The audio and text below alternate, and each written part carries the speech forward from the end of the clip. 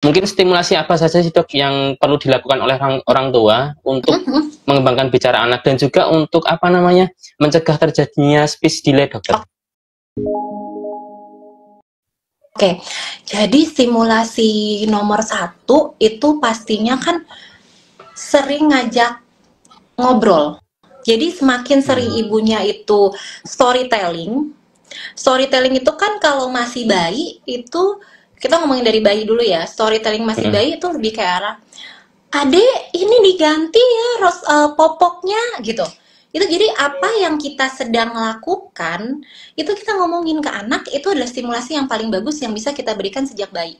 Bahkan ini misalnya kita pulang dari rumah sakit, kita kasih tahu, "Adek, ini rumah adek loh, ini kamarnya adek, ini tempat tidur adek," kayak gitu. Jadi saya suka bilang gini, Pak, tadi gini, kadang-kadang tuh anak artis tuh ya, ngomongnya kan cepet ya, karena mamanya suka bikin vlog.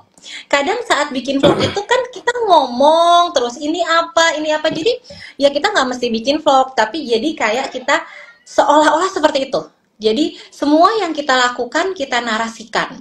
Jadi ganti popok, adek pakai baju ya, ini mandi ya, habis ini kita minum susu ya. Itu bagus banget. Biasanya anaknya cepat ngomong.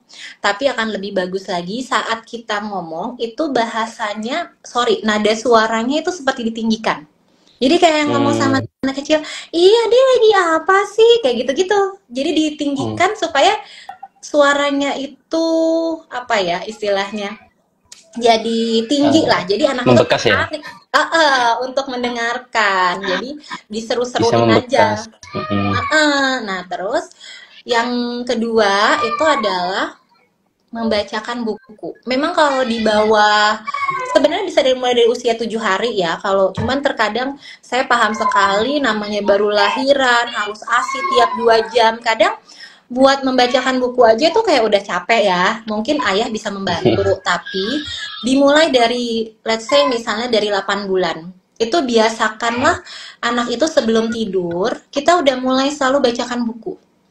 Jadi anak itu ada bedtime rutin yang mana dia nanti akan mencari. Kalau misalnya si ibunya nggak bacain buku, dia kayak ada yang kurang. Nanti dia 8 bulan kan bisa ngerangkak-ngerangkak tuh. Dia ngambil bukunya, dia minta bacain. Kalau kita udah biasain seperti itu. Jadi vocabulary anak tuh meningkat dengan kita bacain buku dan rutinitas membaca buku. Terus yang paling bagus lagi adalah bukan bacain, nyanyi lagu bareng-bareng. Itu paling nyerap banget. Nah, itu semua dilakukan, tapi yang utama adalah interaksi antara orang tua dan anak, atau caregiver dan anak. Kadang kalau kita baca buku tapi datar nadanya, terus kayak baca buku mungkin sambil main HP bisa juga kan begitu. Ya anak nggak tertarik gitu. Terus nggak ada hubungan timbal balik. Istilahnya tuh kita nggak ngajak dia bermain, nggak ngajak cerita, itu juga biasanya pengaruhnya nggak banyak. Jadi yang paling penting adalah ada interaksi antara orang tua dan anaknya. Interaksi itu biasa didapat dari waktu bermain. Jadi ntar kalau udah agak gedean, misalnya 18 bulan, anaknya udah mulai ngerti nih main boneka, yang cewek-cewek, yang cowok main mobil, pura-pura main pemadam kebakaran, pura-pura bonekanya dikasih makan, dikasih minum, yang kayak gitu paling bagus untuk meningkatkan kemampuan bicara si anak. Tapi jangan lupa kalau bisa gadget atau TV tuh sampai 18 bulan jangan dikasih, supaya interaksinya 2 arah, nggak 1 arah gitu.